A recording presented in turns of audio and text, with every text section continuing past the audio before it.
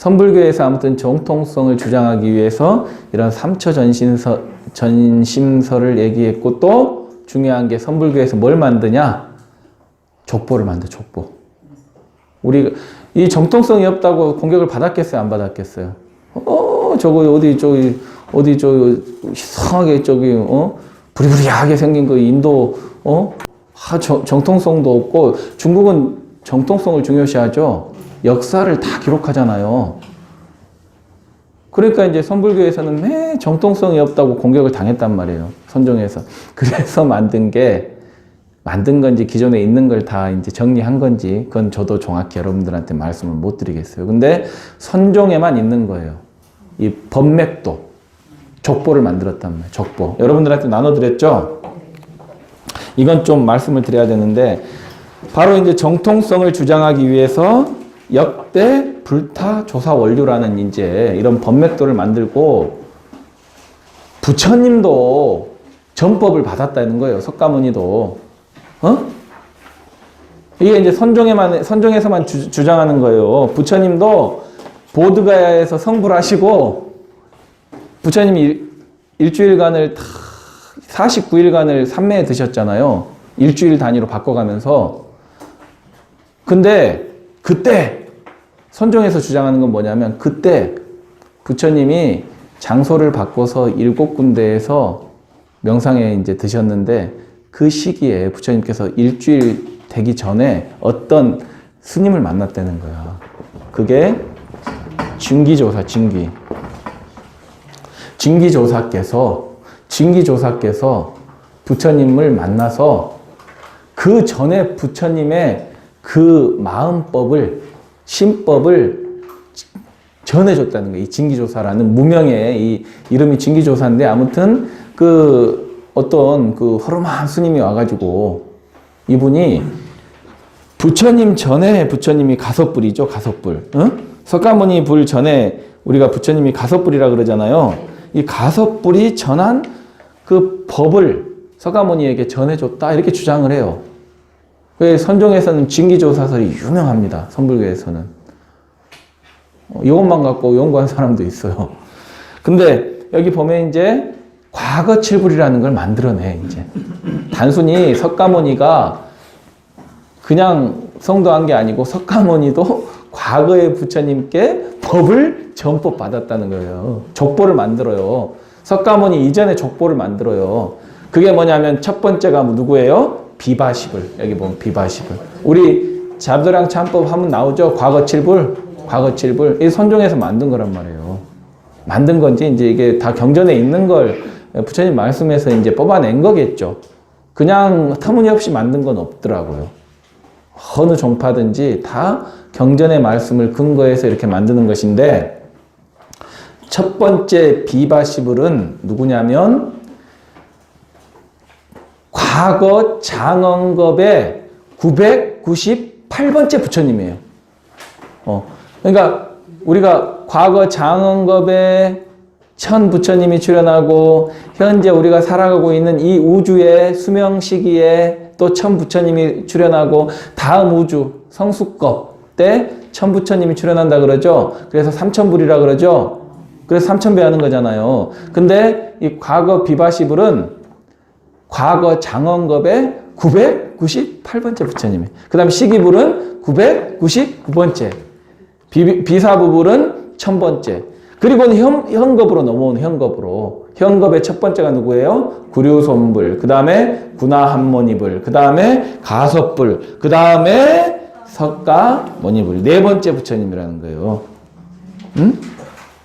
이렇게 해서 법을 이어왔다. 석가모니 부처님도. 그 전 부처님으로부터 법을 받았고, 그리고 이제 석가모니의 법이 누구에게 넘어가요? 바로 마하가섭존자가 이제 선종의 초조라 이 말, 1조.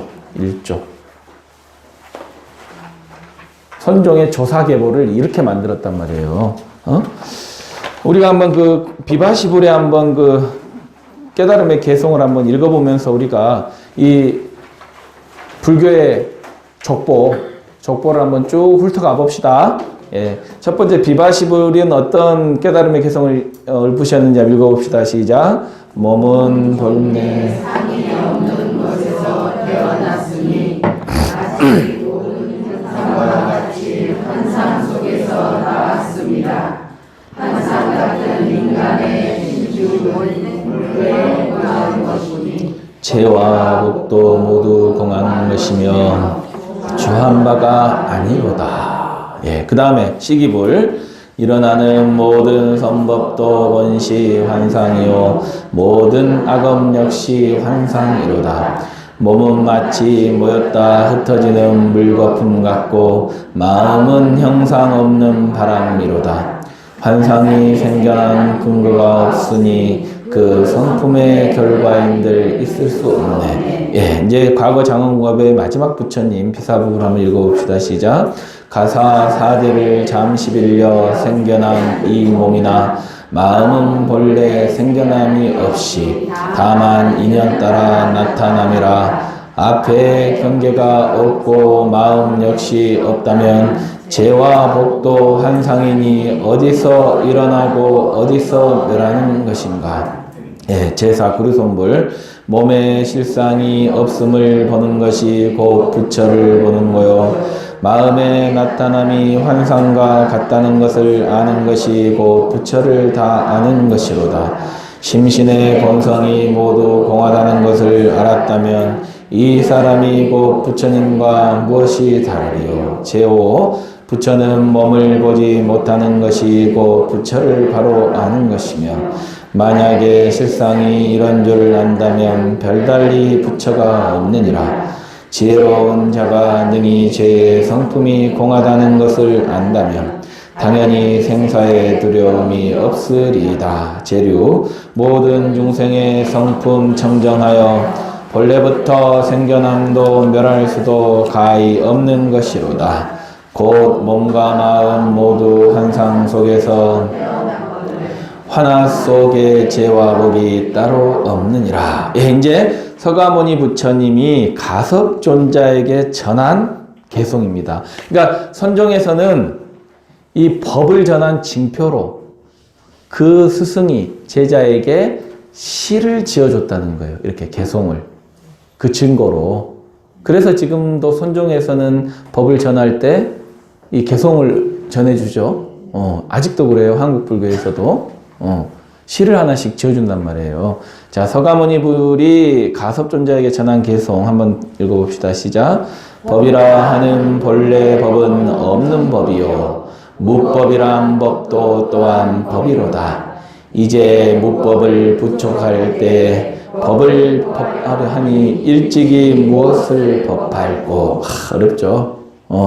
이게 이제 서가모니 부처님이 가섭존자에게 법을 전할 때 읊으셨던 그런 개송 가르침이라는 거예요. 제1조는 이제 마가섭이죠. 예, 마가섭존자가 전했던 개송도 한번 읽어볼까요? 시작. 법이라는 법의 본래 법엔 법도 없고 법 아님도 없다. 어찌 한 법 안에 있거늘 법에 있고 없고가 있으랴. 예, 그리고 이제 2조가 누구예요? 예, 안한존자. 가섭존자하고 같은 학렬이죠. 학렬인데 가섭에게 법을 받았단 말이에요. 그래서 제2조가 됐다. 한번 읽어봅시다. 시작. 본래 있는 법을 전하지만 전한 뒤에는 법 없다 하네. 모름지기 스스로 깨달을지니 깨닫고 보면 법 없음도 없다네. 그 다음에 이제 안한존자가 상나와수 존자에게 전한 개송이죠. 그 다음에 상나와수 존자가 사조인 우바국다 존자에게 전한 개송까지 나와 있네요. 한번 읽어봅시다. 시작. 법이 없으면 마음도 없고 마음이 없으면 법도 없다. 이 마음과 법을 말로 하면 이는 마음도 법도 아니다. 어렵죠. 자꾸 읽어보시고 음미하셔야 돼요. 그러고 나서는 이제 이제 전법계는 생략을 좀 했습니다. 한번 우리가 그 계보만 한번 쭉 봐보자는 거예요. 자, 4조부터 한번 읽어봅시다. 4조 우바국다 존자, 5조 제다가 존자, 6조 미차가 존자, 7조 바수밀 존자, 8조 불타난제 존자, 9조 복타밀일다 존자, 10조 협존자, 11조 분하야사. 예, 여기까지가 소승불교예요. 여기까지가 소승불교에서 전해져 내려온 법맥도예요. 아시겠죠? 제 10조가 누구예요? 보면 협존자. 어디서 많이 안 들어보셨어요? 협존자. 우리 불때 때 스님이 한번 언급했을 텐데 협존자. 이 옆구리 협자죠. 이 협존자는 평생 옆구리를 땅에 안 붙였대요. 그래서 협존자예요. 이분이 사차 결집을 주도하신 분이잖아요. AD 1세기에 소승불교의 결정판, 소승불교의 사상을 정리한 제4차 결집을 주도했던 분이 누구다? 협존자는 중요한 분입니다. 그 다음에 이제 12조 때부터는 마명존자부터는 대승불교의 이제 스님들이에요. 아시겠죠? 마명존자 한번 읽어봅시다. 시작. 숨고 드러남이 한 집안 소식이요. 밝고 어두움 원래 둘이 아니로다. 금일 깨달은 법을 건네주려 하니 취하지도 말고 또 여의지도 마라. 제 13조 읽어봅시다. 13조는 가비마라 존자. 그 다음에 14조. 이분이 중요합니다. 이제 용수존자. 제2의 석가. 제2의 석가. 대승불교를 집대성하신 분이고 대승불교의 최고의 보살이에요. 그래서 우리가 용수보살이라고 하죠. 대방왕불화엄경 용수보살 약창을. 이분은 이제 출가한 스님인데 대승의 스님이기 때문에 보살이라고 불렀단 말이에요. 그러니까 보살이라는 명칭이 참 좋은 거예요. 저도 우문보살 이렇게 불러줬을 때가 제일 더 좋아요. 스님보다는, 승려보다는 보살 이렇게. 우리는 보살도를 행하는 보살이잖아요. 용수보살. 근데 좀 더 높여서 용수존자 이렇게 이제 불러준단 말이에요.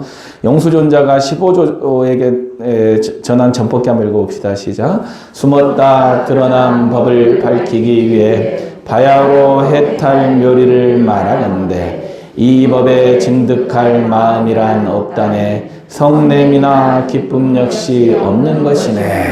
예.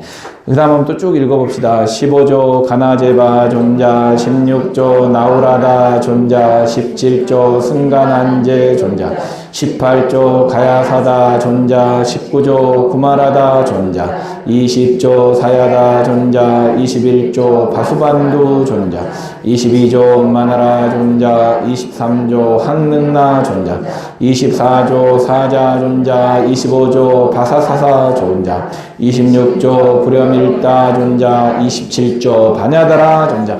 27조 이름은 어디서 많이 들어보지 않았어요? 누구의 스승이죠? 달마. 맞아요. 달마. 달마대사 공부할 때 바냐다라 나왔었잖아요. 여기까지가 이제 인도에서의 전법 법맥도입니다. 이제 인도에서 어디로 넘어와요? 중국으로. 중국의 초조가 누구예요? 달마대사. 달마대사 전법 개성 한번 읽어봅시다. 시작. 내가 이 땅에 온 본래 이유는 법을 전해 범부들을 구함이라. 한 송이 꽃에 5잎이 열리니 열매는 자연히 이루어질 것이다. 이게 뭔 말일까? 한 송이 꽃에 5잎이 열린다는 것은 나중에 선종이 5가 7종으로 나눠지죠. 그러니까 5종파로 먼저 나눠져요. 큰 종파 5개로. 그 얘기를 하시는 거예요. 그러니까 일종의 애언을 하신 건데, 그 다음에 이제 29조가 이제 해가대사죠. 해가대사 한번 읽어볼까요? 시작. 본래 마음 땅에 인연이 있어 그 땅의 씨는 나고 필 것이나 본성에는 씨가 없는 것이니 꽃 또한 피는 것이 아니로다. 본성에는 꽃이 피고 짐이 없다. 본성에는 봄이 오고 감이 없다. 무춘이다. 무춘이다. 그 다음에 이제 30조 승찬대사. 예, 30조죠. 한번 읽어봅시다. 시작. 꽃과 종자는 비록 땅에 인연하고 땅에 의하여 종자에서 꽃이 피나 만일 사람이 씨를 넣지 않는다면 꽃도 땅도 피어나는 것이 없다네. 31조 도신대사 한번 읽어볼까요? 시작. 꽃은 피어나는 성품이 있으니 땅을 말미암아 피고 또 핀다네. 인연과 더불어 확실히 개합하면 당생에 피어남은 남이 아니로다. 홍인대사.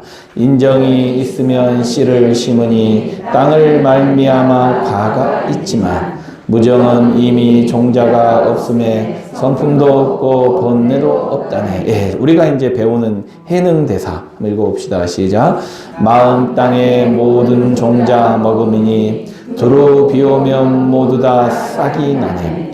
몰록 깨달으니 이미 꽃이 피고 보리 열매 저절로 이루어지네. 예, 여기 도노라는 표현이 나왔죠. 그래서 해능 스님의 선을 도노선이라고 합니다. 도노선, 도노.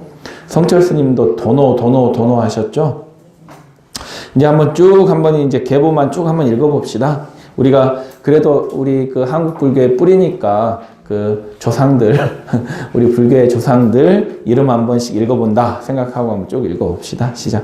34조 남아케야, 35조 마조 도일, 36조 백장회해, 37조 황벽 키운, 38조 임재의현, 39조 흥화 존장, 40조 남원해옹, 41조 풍열연소, 42조 수산성령, 43조 분양선소, 44조 석상초원, 45조 양기방회, 46조 백운수단, 47조 오조보변, 48조 오노극근, 49조 호구소룡, 50조 응담담화, 51조 미람함걸, 52조 파함조선, 53조 무준원조, 54조 설암조흠, 55조 급암종신,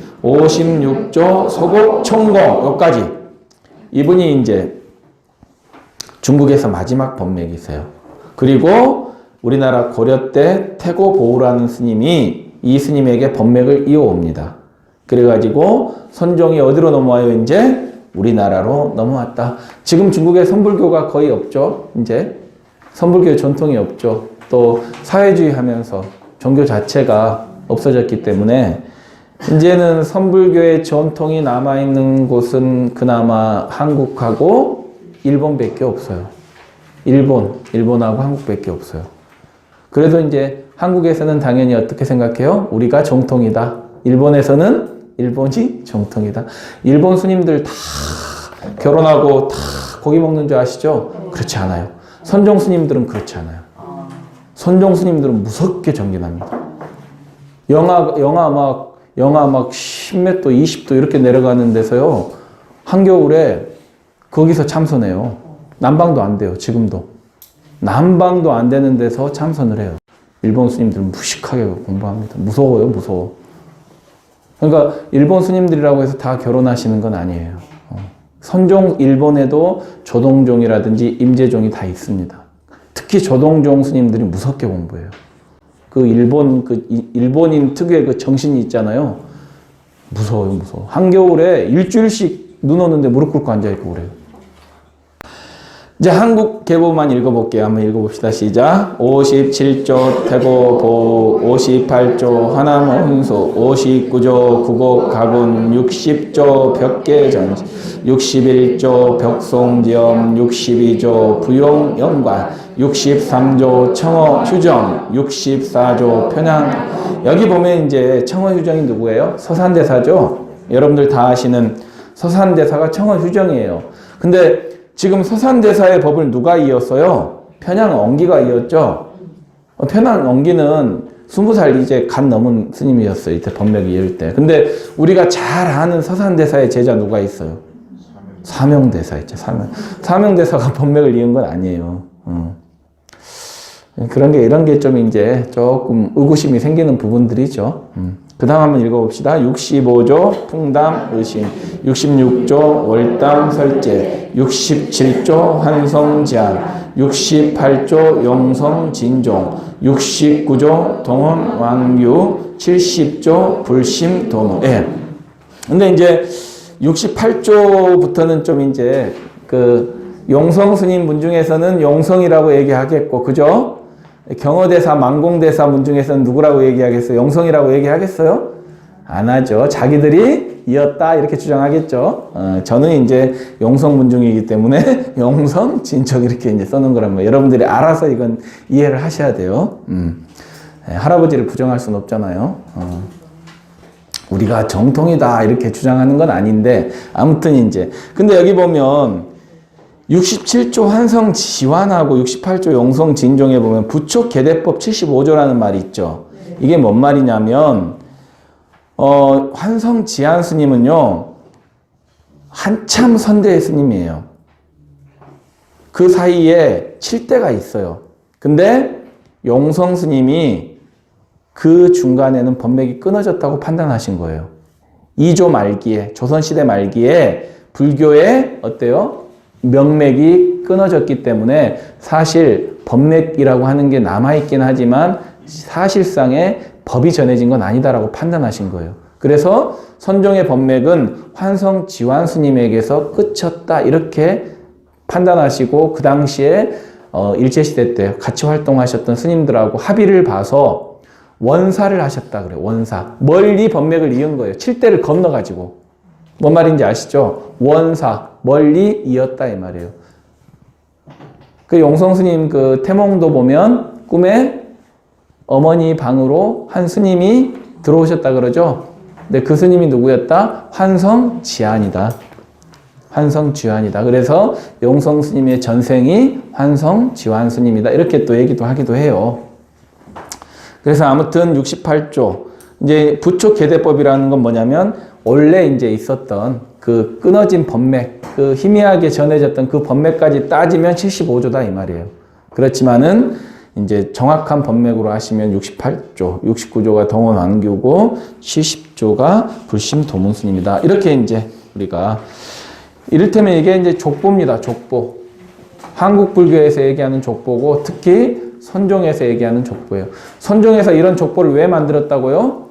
정통성을 주장하기 위해서. 우리는 그냥저냥 만들어진 종파가 아니야. 달마라는 인도에서 온 부리부리한 그 땡중이 만든 종파가 아니고 우리는 이런 확실한 족보를 가지고 있는 종파란 말이야. 이거에 주장한 거란 말이야. 아시겠죠? 예, 우리가 그 밖에서도 어때요? 조금 이 족보 탁 들이밀면 어때요?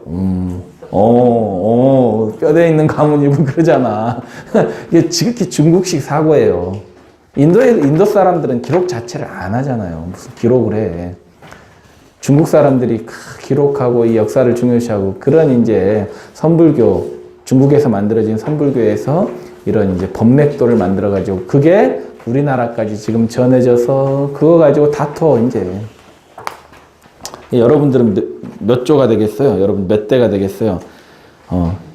제가 71대가 되니까 72대, 여러분들은. 어디 가서 누가, 석가모니 부처님 이후로 몇 대 손이야? 이러면, 72대 손입니다. 이렇게 얘기하시면. 72. 요 이제 뒤에 보면 중국 선족선 선사 법맥도는 다음 시간에 이걸 이제 마저 공부하고 이제 교재로 들어가겠습니다. 다음 시간부터. 교재 꼭 챙겨 오세요. 오늘 좀 일찍 끝내도록 하겠습니다.